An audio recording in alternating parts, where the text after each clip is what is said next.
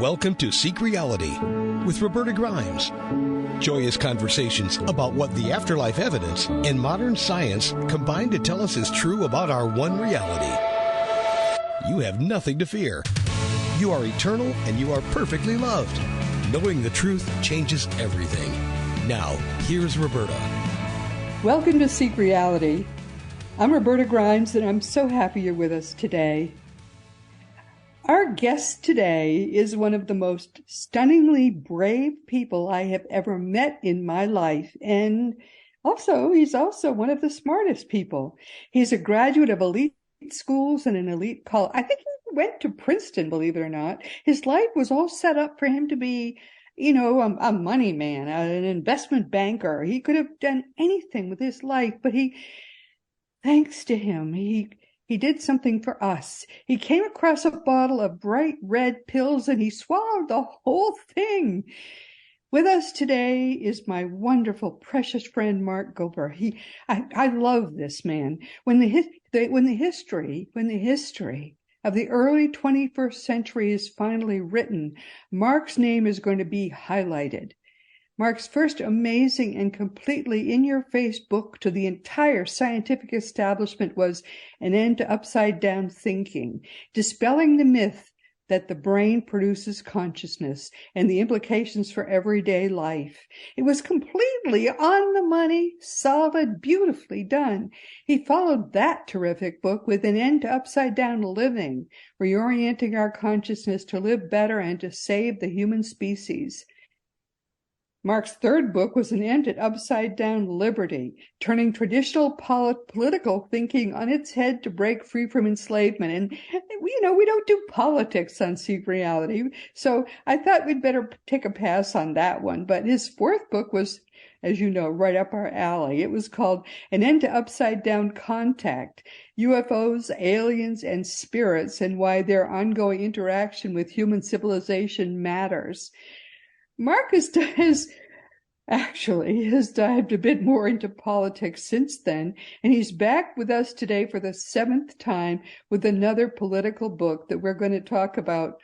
Wow, even though it means breaking every one of our rules and then some. It's called An End to the Upside-Down Reset, the leftist vision for society under the Great Reset, and how it can fool caring people into supporting harmful causes. And wow, that's a mouthful right there.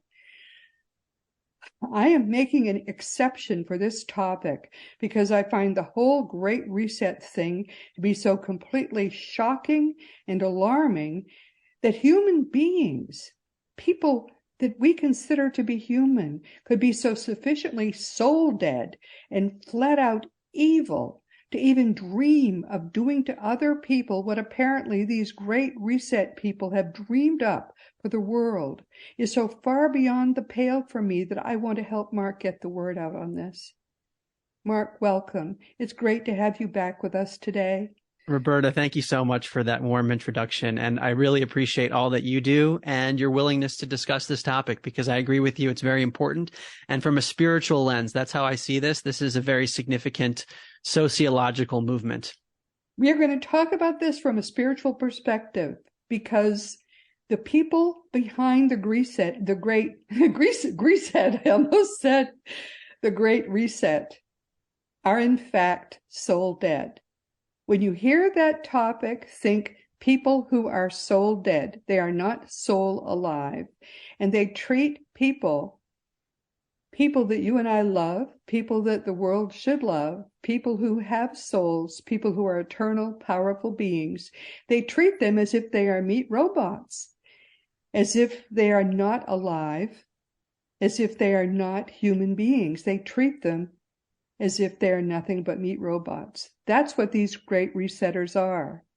So to fight them with everything in you, what was it that someone during the Second World War said? He said, we have to fight the Nazis, which is what these people actually are. We have to fight them with everything in them. We have to fight them as if there's no alternative but to fight them to the death. Because if we don't fight them with everything we have, there is nothing left. This is the end for everything, for civilization. This is the end. These people are Nazis. We fight until there's nothing left, because there will be nothing left if they take over. That's it. And there are people in the United States who don't understand this, apparently. I didn't understand it, frankly, until I read Mark's book. That's how important this is. This is a spiritual issue, or we would not be talking about it today. But everything we talk about on this program, everything we've talked about over the past 10 years on this program is at risk now. Everything that you love and care about is at risk now because of this great reset thing. And that's why Mark is here today to talk about this. It's not political. If it were political, we wouldn't talk about it now. So I'm going to just basically give Mark the floor, and we're going to talk about the greatest spiritual risk, not just of our lifetimes, but of any lifetime. Basically, the Nazis have come back. They put on a different face. And this time, if we let them win, there's nothing left. And with that introduction, Mark, let's go. Thank you for that introduction. And I very much agree with you that this is an essential topic. And for me to consider whether or not to write a book like this, I had to do a lot of thinking, because there are touchy issues that I talk about in the book. But because this seems to be so important for society and from a spiritual lens, I felt like there was no choice but to put this book out there. And let me take a few steps back and explain what the Great Reset is, just objectively. These are just facts now, because depending on who you talk to, there are different opinions on the Great Reset, and different views that may or may not be true. So the Great Reset was a formal announcement that was made in June of 2020. So right shortly after the lockdowns. And it was made by Klaus Schwab, who's the executive director of the World Economic Forum. And I'll explain what the World Economic Forum is in a moment. And he was alongside then Prince Charles. So the very powerful people were talking about this. John Kerry, Al Gore, talking about the need for a great reset of society. And COVID, in their opinion, was an opportunity to enact an ideology that had been around for a while and probably has been around throughout human civilization to varying degrees. But now that the world was locked down, there was a way to basically rebuild society. And it's been positioned as something benevolent, that this is a positive thing. I, of course, disagree that it's positive, but that's the positioning. I should also add that in the summer of 2020, so shortly after that announcement, Klaus Schwab wrote a book alongside his colleague Thierry Malloret, and it's called COVID-19, The Great Reset. And then there was a sequel book written about a year and a half later called The Great Narrative. So I emphasize this because what we'll be talking about today is their own words and extrapolating the meaning from those words. But really, this is something that's written. It's not something made up. And the World Economic Forum. So this is one of the most powerful organizations in the world. And I actually remember when I was working in Silicon Valley, I remember hearing of people that I knew who were going to the annual conference in Davos, Switzerland, where world leaders and government and businesses get together and they talk about their vision for society. And when I had heard about Davos before I even was interested in these sorts of topics, before I even cared about politics or even spirituality, my view was that this was a very prestigious event to attend. So you had to be someone influential, and I didn't see it in any nefarious way. This was just a place where the world leaders could actually get together in one place and try to solve the world's problems. And that's very much the tone of the literature that you read. There are lots of problems in the world, and we have the solution for you.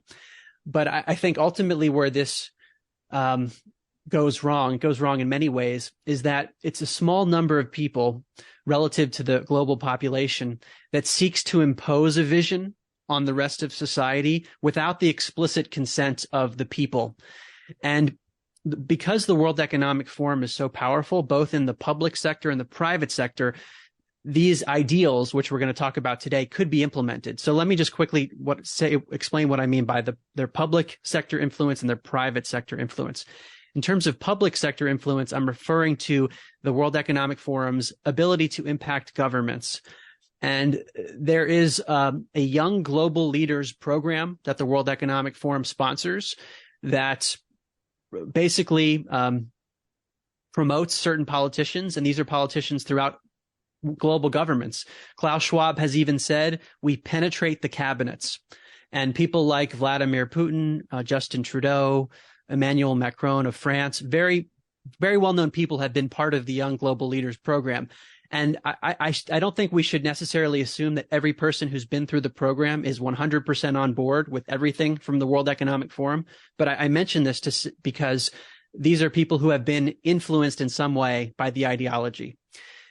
With regard to the private sector, there are many companies, and you can even go to the World Economic Forum's website, where there are a list of partners, and it's basically the biggest companies in the world in almost every industry that you could imagine. So what does this mean? That means that the ideology that comes from the World Economic Forum has the ability to influence companies and governments. So if they have a plan for society, it can be implemented, or at least it can be influenced from all angles. It's fundamentally based in materialism. They flat reject the notion that anything is spiritual, that there is no spirituality. I mean, we know, for example, that everything is, that consciousness is the base creative source, that everything is created by consciousness. We know that. That's what the evidence tells us. It's not something we made up. And we come here to develop spiritually, and we die and we are eternal beings. The evidence tells us this. This isn't something, again, that we made up. And it is a fundamental tenet of these people. It's a base, not just belief, but it is a certainty of these people that there is no afterlife. After they die, they blink out like a light. Each of these people will blink out like a light. That's what they believe. So all of the things that we talk about on Seek Reality, which we know to be true, which in fact are true, we're talking seeking reality is fundamental to everything that we know to be true, and we do seek it, and we know it to be true. It isn't just a belief. So what the hell are these people doing? I don't get it. It's like they're playing an idiot child's game when they talk about taking over the world with their beliefs, when their beliefs are not even true. Well, that's what stood out to me, Roberta, especially given where I've come from in the last several years. My first book was all about the nature of consciousness and that it doesn't come from the brain. And so I say, oh, there's a great reset, a plan for society, and I'm expecting to see a spiritual revolution. And I actually see the inverse. I see a lot of talk about the consolidation of control, the implementation of technology to actually maybe change what a human being is. Of course, it's marketed as we're going to make a better form of a human with artificial intelligence and things like that. But I'm not hearing about a spiritual revolution. So to me, that was the big omission if you read the literature. And in fact, there are various people who are involved with the World Economic Forum, like Yuval Noah Harari, who wrote the book Sapiens. I think he's a brilliant guy in certain ways, but he's a kind of a spokesperson and an advisor for the World Economic Forum. He has said things like the idea that there is a soul or a spirit, that's over. In other words, but that makes him a child. You see the problem that makes him a child. Yeah. He's an idiot. If you are an idiot, you have no business trying to run the world. You are taking humanity backward to the Stone Age. That's a problem. Where does he get off on doing anything? It's like science is stuck 100+ years ago. It cannot even do research now. There has been no fundamental advancement of physics in more than 100 years. They have built fancier electronic toys. We have to admit that.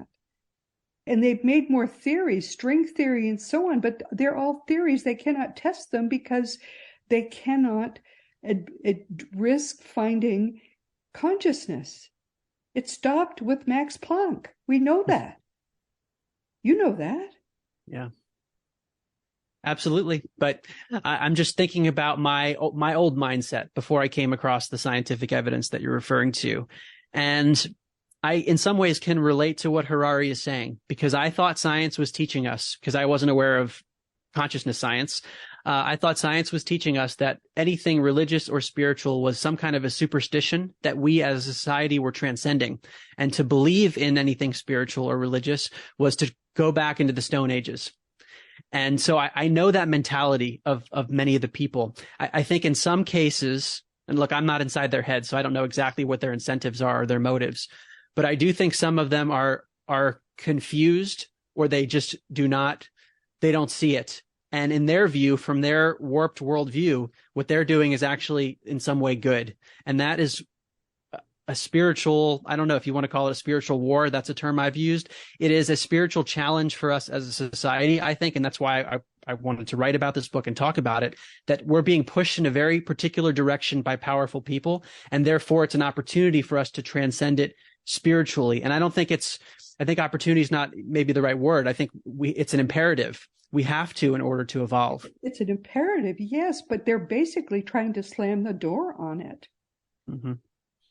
Right. So what does that say spiritually, Roberta? That's what I'm trying to get to. What is the challenge we're being faced with? Because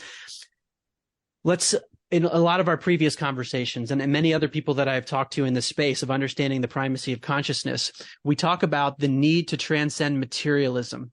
And I do think that's a very important part of the solution for our collective evolution. But I'm increasingly thinking that it is a necessary but insufficient aspect of our evolution. And what do I mean by insufficient?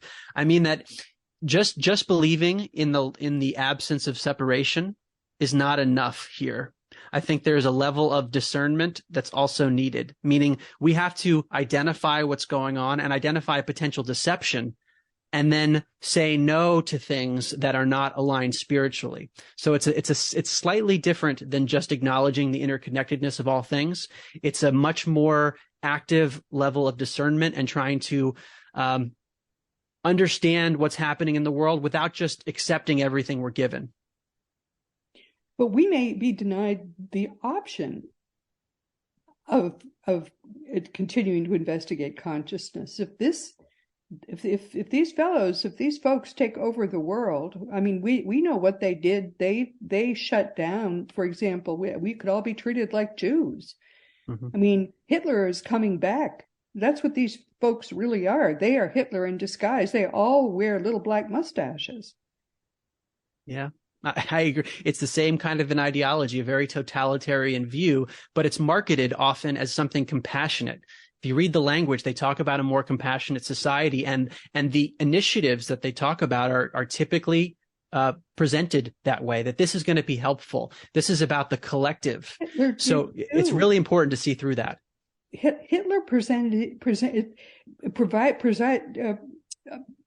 that you were Aryan. Hitler was very compassionate. Mm-hmm. But you and I are not going to look Aryan, provided that we say we are going to study consciousness. Suddenly, we're all Jews. Exactly. It's just the metrics have changed in terms of what's not acceptable to the powers that be. And one of the terms that I think is very important is collectivism, because this came up in Nazi Germany or communist regimes or any totalitarian system typically sees this, where the collective matters more than the individual. And I want to talk about this from a spiritual lens, because I do see that there is some confusion and differing opinions on this topic, where at one level we are interconnected and one. So I could see the appeal of collectivism, and there are aspects of collectivism that I think are good. In other words, help other people. I'm all for that. But what happens in extreme collectivism, and horrific things happen when it goes in this direction, is the individual gets lost. So the authorities can say, well, we have to do this horrible thing to a few individuals because it's for the greater good. And then you can justify horrible things. And the paradox to me is that we're both individuals and the collective, and both have to be accounted for, not just one. It's just absolutely alarming. I mean, and there will be no progress. There'll be no progress for 1,000 years if these people take over. And even more than that, what I wonder, Roberta, is what are the spiritual implications for each individual soul? If we have a society that is totalitarian in nature and even influenced with technology, where our consciousness is directed in certain places, does that, and this is a question, does that inhibit our soul's evolution? Yes. There's no question about that. I mean, we've seen how it was inhibited in the early part of the 20th century. Mm-hmm. Just for one little example, the way that the religious preachers would tell the people that they used to tell people that if you see anybody that is that you think is one of your relatives, that's actually a demon pretending to be your relative, don't go with them. And millions of people were then stuck and didn't follow their deathbed visitors. And that was a real problem in the early part of the 20th century. People would not follow their deathbed visitors. They were therefore stuck, and that's how you make ghosts. And they had to all be many, many more people than as it is now. Close to they're saying that temporarily close to half of people get stuck even now. But it was many more people back then, just because of stupid ministers who told people don't follow your deathbed visitors. What's going to happen when Klaus Schwab is telling them, there is no afterlife? Right. You're going to blink out like a light, and then so we're going to have everybody wandering in fog for centuries. Nobody's going to make it to the afterlife then. I mean, this is an existential horror without parallel that we are facing with this absolute fool idiot. And what I think makes this more dangerous than what we've seen in the past, because some might counter argue and say, well, we've seen totalitarians try to do this before. But what's unique is that we have the technology to be able to do things on a global scale that could not have been done before. So that is the big existential threat. And that's a very good point you make, Roberta, about essentially the censoring of spiritual information and the dangers of that. And one of the things we hear from the World Economic Forum, among other bodies, is the threat of so-called disinformation. And the problem with that is who gets to determine what information is not allowed? What if they say, oh, you're not allowed to read Dean Radin's work or Bruce Grayson's work on near-death experiences because that's not part of the reality that science knows? This is an existential horror in my lifetime without parallel. I have never seen anything like what these people are setting out to do. In their massive, willful, arrogant ignorance without parallel. As I say, in my long lifetime, I've never seen anything like what these people are setting out to do. And I would argue that it's Hitler trying to put on a smiling face. Yes. That's what the Great Reset is. Mm-hmm. And we have to reject it as we've never rejected anything. And it starts with the awareness to be able to see through what's happening and to even know this is going on. Because if you just turn on the TV and watch the news, you wouldn't necessarily put the pieces together. And that's why I said, I've got to write this. You might get a few nuggets, but when you see everything together, that they're talking about technological change, political change, economic change, sociocultural change, the weaponization of environmental issues, that it's a very comprehensive strategy that's been laid out. It's so stupid. I mean, it's weaponized stupidity and ignorance on a massive scale. Massive. And to no purpose. I mean, these are old people doing this. I mean, they're soon all going to die individually, and it won't hurt them because they're not going to be their own victims. It'll hurt the people who are young now. Well, I'll tell you one of the things I'm worried about from my own experience. Having worked in investment banking in New York and been in Silicon Valley and going to an Ivy League school, I see a lot of I understand the mentality in those circles, generally speaking. Of course, there are exceptions, but it's a mentality that is generally against spirituality, and it listens to the quote unquote expert class. And that if you're not an expert, then maybe you're not worth listening to. And that's very dangerous, because what if the experts are manipulating things? It's almost like for certain people that I know, it's too much of a paradigm shift to question the expert class. And this is how otherwise good people and people who care a lot can get trapped. So one of the big questions is, will there be people in positions of influence who can see through this and start to make changes at high levels in addition to the grassroots? I don't know. All I know is one of the things that I think that you said it in your book. Every time the word "great" is involved, stay away from it. I mean, the Great Leap Forward in China. How many millions upon hundreds of millions of people died from that? Mm-hmm. What was his name? Oh, Lord, every time there's a great anything, when they're trying to make a great massive change, they always screw up the lives of millions and millions of people. Yeah. The most stupid things are big attempts to do big changes for the good, and it's always screws people up.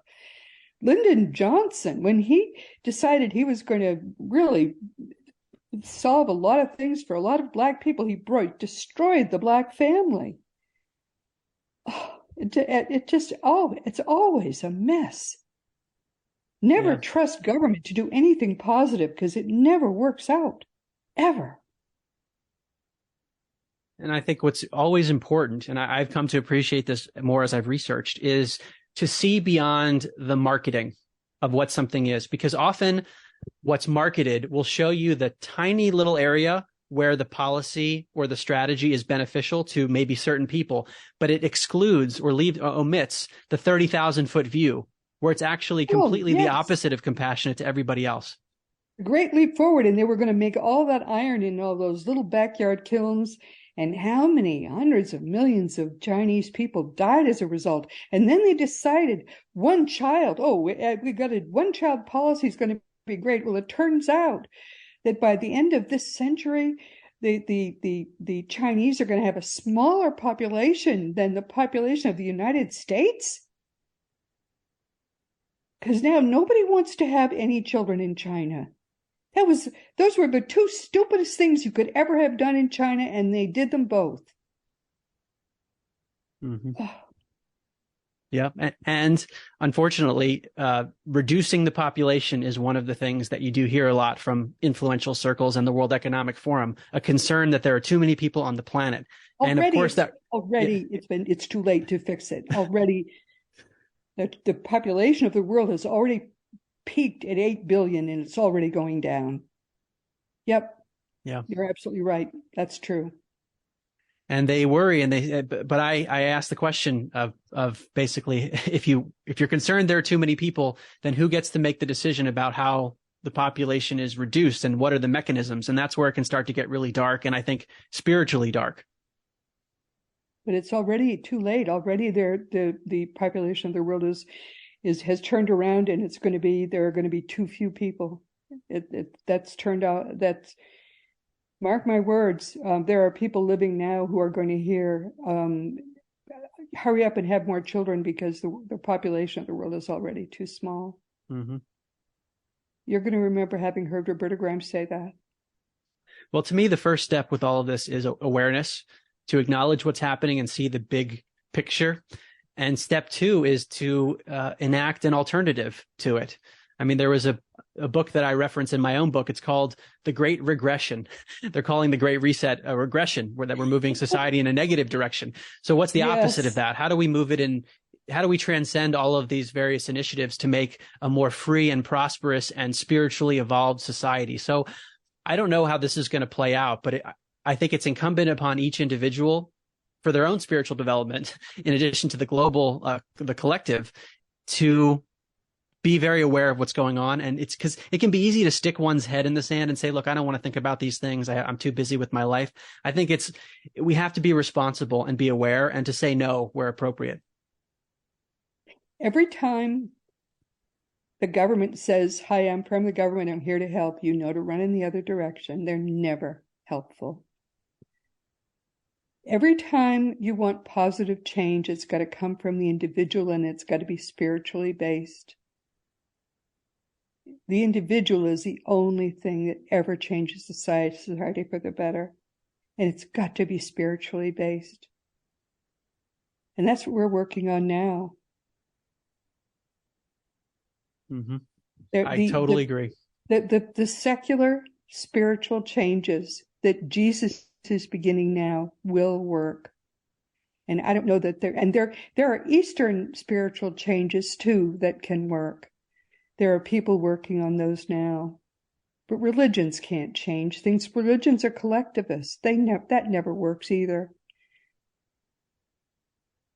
Mm-hmm. Spirit has to make the changes. And Spirit is working on those changes. But they've got to come from the heart. They can't come from the human mind. People are always in it for the ego, and the ego doesn't help. That's what's going on in Davos. The ego is trying to, what's in it for me? How can I make myself rich by doing something for myself that I can make people think is going to help them? That never works. That's always these screwy great leaps forward that are never thought out enough not to cause more harm than good. And we saw during COVID, for example, the rich got richer in many cases and the lower classes were hurt. And so that is a theme to be concerned about. And another kind of aspect of the ideology that I see is what I've described as an anti-human mindset, where human beings are dispensable and almost like numbers. Yes. And that is completely against a spiritual notion of what a human is, that each human is a part of the collective consciousness, a spark of the divine within each person. So it's a complete flip. Yes, absolutely. This book, I recommend that everybody read. Consider it to be insurance. It's not a fun book to read. It'll make you want to throw it at the wall. I did throw it, but only once. After that, I decided I didn't want to have to paint the wall, so I didn't throw it more than once. The book is called An End to the Upside Down Reset, The Leftist Vision for Society Under the Great Reset and How It Can Fool Caring People into Supporting Harmful Causes.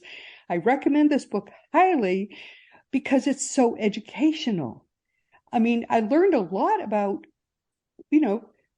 left versus right and, liberal versus what's the difference between left and liberal? I didn't know the difference till I read this book, and that there's a big difference.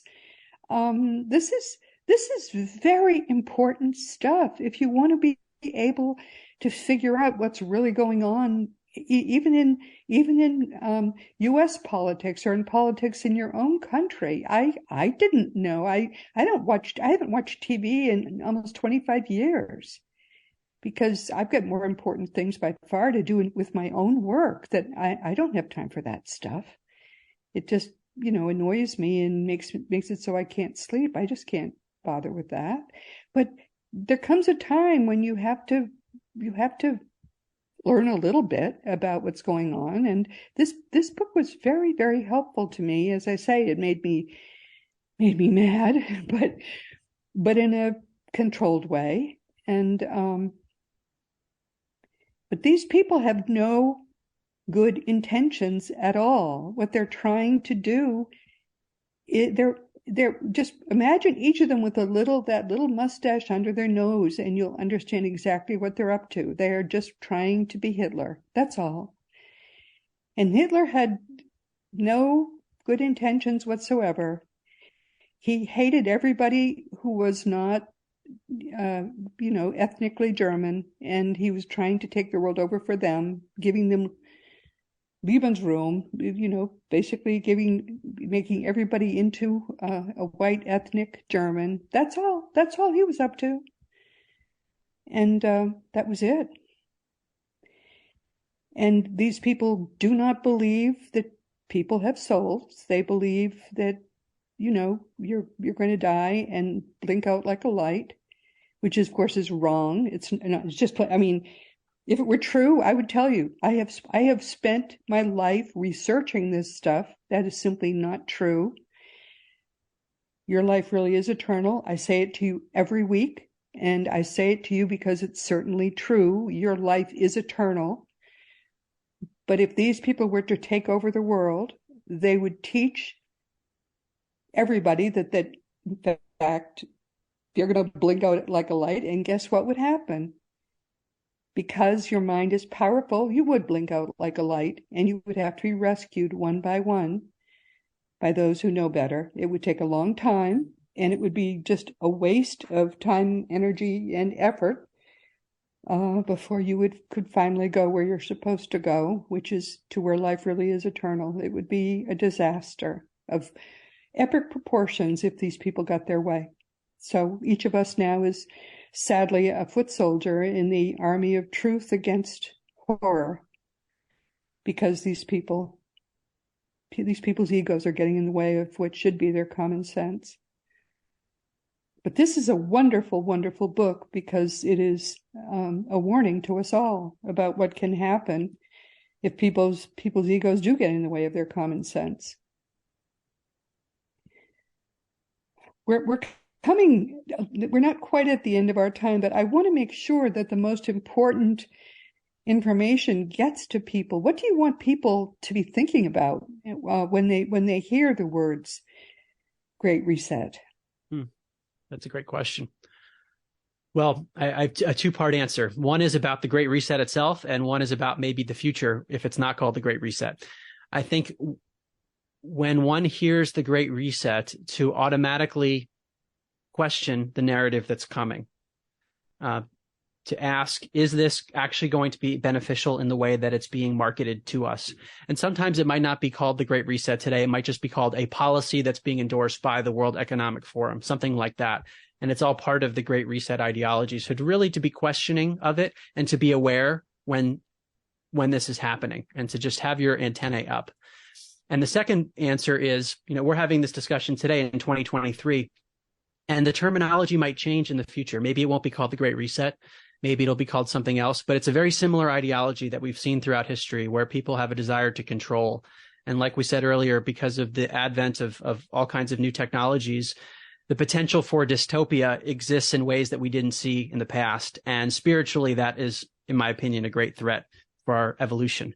So being aware is really important, not just taking in information that's given and accepting it at face value, always asking the question, do these people have my best intention in mind? Do they have my best interests in mind? And in some cases, they might not be thinking about you. I would argue they're often not thinking about you first and foremost. So it's a shift in mindset that I've had to make for myself. And I hope that after listening to this interview and hopefully reading the book, that you'll have a similar shift. Generally, it would be in whatever country you're in, the people on the left in your country are more susceptible to listening to those who might be listening to Great Resetters. The people on the right in your country would not be listening to them nearly as much. So I would be more suspicious of the people on the left in your country. Ask them questions. But your freedom is important. Your freedom to make your own choices, to live as you choose to live, is important. You don't want people taking things away from you, because one of the things that they're talking about doing is that. They're talking about taking away your right to have your own money, your right to live where you choose to live, and just your right to live your own life, to make your own decisions. I think that's important. I want to live my own life. I don't know how you feel, but I certainly don't want other people to make my own decisions. I think that's kind of my own province, and decisions for my children. That's also important too. I mean, if I had children in schools now, I would be much more concerned than many parents seem to be about what they're being taught in schools, because apparently a lot of this is being taught in schools right now, and parents are not aware of that. That's troubling. That's very troubling. Yes, I would agree. I think it's the education system, the media, what we hear from politicians often. There is a slant that I speak about in the book and give some statistics on this, the entertainment industry as well. So it's important to acknowledge that there is a bias in the primary information sources we're all getting. Mark's website is markgober.com, M-A-R-K-G-O-B-E-R, no. We'll put no punctuation. We'll put it in the notes as well. But again, I think Mark is one of my biggest heroes. I just love him. So he'll be back again soon. Oh, my dear friends, we have come to the end of our time. And this has been Seek Reality with Roberta Grimes. Mark, thank you for being here. You know how I love you, so consider yourself hugged. I'm hugging you back, Roberta. It's so sweet of you to say such nice things about me. And I just really appreciate all that you do and that you give me the opportunity to talk about topics like this and that you are willing to discuss such touchy issues, but such important issues. Well, sometimes we have to, when we see people who have courage, we sometimes have to have a little bit ourselves. This has been Seek Reality with Roberta Grimes. I don't have much courage, but whenever I see people like Mark, I take a deep breath. This has been Seek Reality with Roberta Grimes, and I'm so happy you could be with us today. Please never forget, you are a powerful, eternal being. No matter what anyone else says to you, it's true. You never began, you never will end. And when you really get what that means, it changes everything in your life for the better. Next week, our guest will be the glorious Craig Hogan. He'll be here for the 41st time in 10 years to talk about the geography of the astral plane and how everything fits together with where we are right now. Oh, Craig is the only person who really knows enough to talk about that with me. And please be sure to join us next week. He and I may disagree about some things, so you may see a little fighting. So it's going to be fun. It's going to be fun, really, I hope. This week, our wonderful, glorious friend, Mark Gober, has been with us for the 7th time, but not the last.